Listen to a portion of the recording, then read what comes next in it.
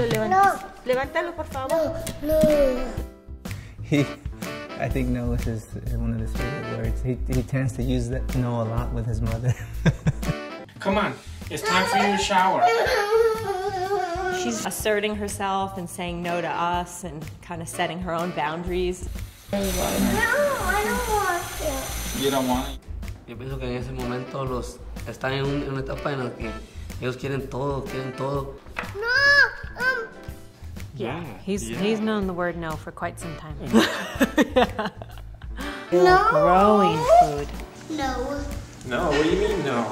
And sometimes it gets really hard because she wants to be asserting herself and saying no right at the moment where we are really needing her to cooperate. And you can hear it on TV, you can hear it from friends, family that, you know, oh, the terrible twos come, oh.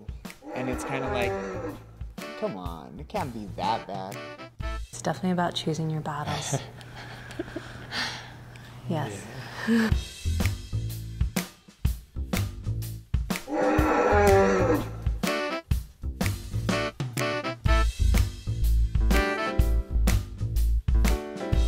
Developmentally, it's a time of huge changes where the child is learning new skills and language at a really amazing rate.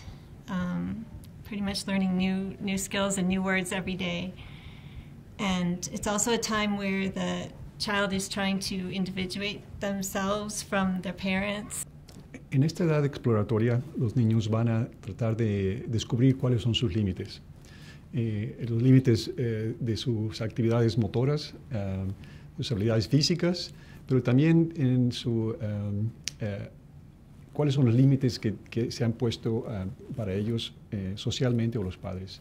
So part of what happens in terms of development, and the reason oftentimes that kids, you start to hear that no, or I don't want to, or no-go, or things like that, is for the first time in their lives, this developmental stage is about actually being able to do things themselves and not sort of being completely dependent. Sometimes parents get frustrated because they think that the child is willfully ignoring them or not considering what they need. But the toddlers don't think that way. They're just focused on whatever it is they're looking at or whatever it is they're doing. Vamos a jugar con otro, ¿sí? They're not trying to make us upset. They're trying to express themselves. And helping them develop that skill in a positive way is a really important piece as a parent that we can do.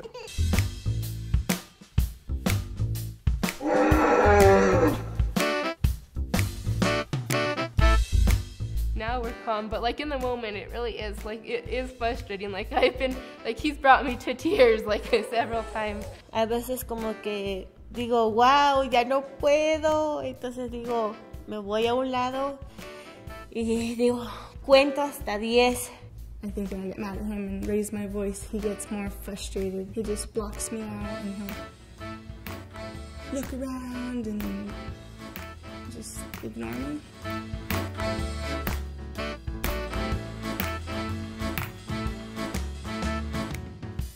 Jeff uses a lot of humor, which I love. I love to see that.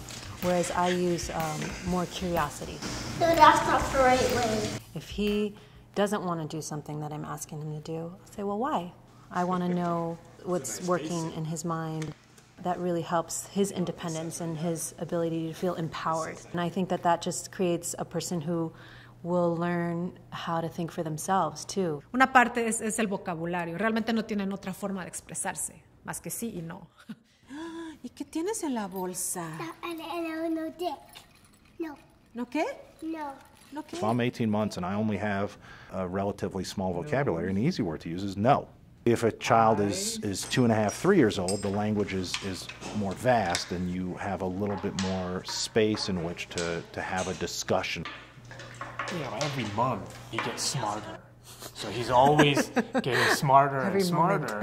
So now our negotiations get richer and richer.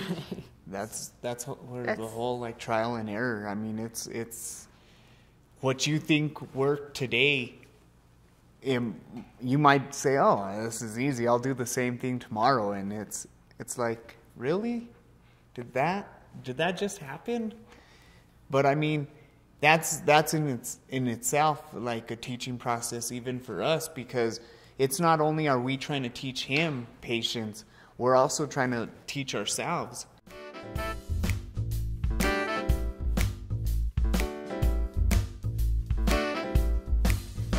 It's important to give them choices. It has to be a real choice. You don't want to give them a choice if there's really no option, because that just increases their frustration. But if it's snowing out and you know, they need to wear their hat, you can say, do you want to wear the pink hat or the blue hat? And so a lot of times what we want to do is give choices and options, not necessarily ask them yes or no questions like, do you want to wear your hat? Si ellos quieren hacer algo que no deben de hacer, podemos intervenir y decir, ¿por qué no juegas mejor con esto? Esa redirección es una forma muy útil a esta edad para distraerlos de una actividad donde consideramos como padres que no es benéfica para ellos o tiene algún tipo de riesgo o peligro.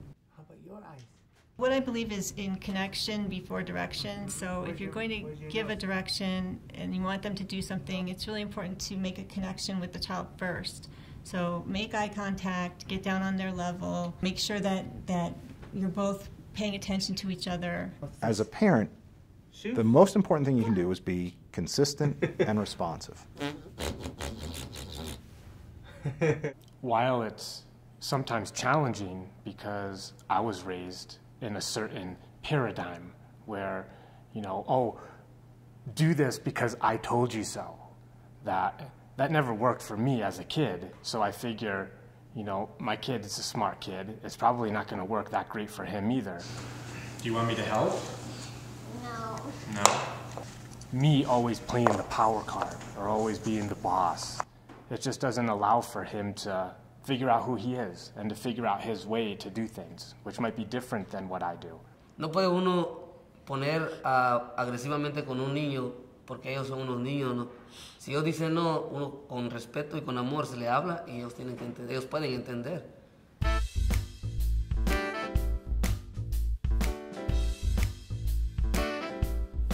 Sometimes we work with him, and sometimes we can't work with him. Hey, no. Sometimes I'll say, no, it's like you can't say no around this one. And I try to say no when it's actually going to be useful, like when she really needs a limit. It's time to go to bed. She'll just scream and no, I don't want to. And like, yeah, I know it's hard to go to bed sometimes, but we're going to keep moving towards bedtime, and we can keep being gentle at the same time as holding to the limit.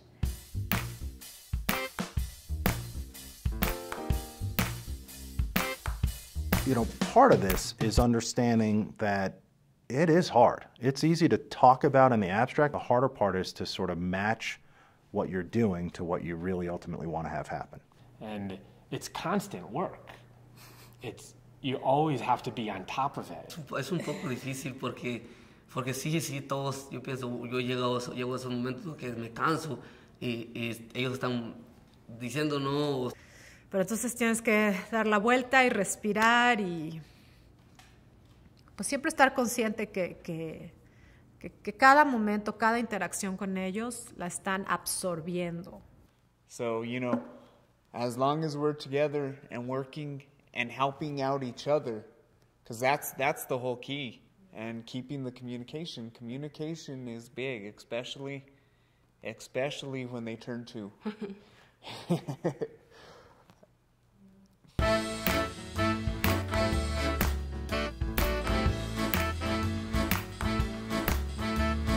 He's trying to be autonomous to some extent, so he wants to figure out his own way to do things. So if I can propose options, then it gets him thinking, and it's not about a one way, you know, it's not my way or the highway type of an attitude, but it's just working with him.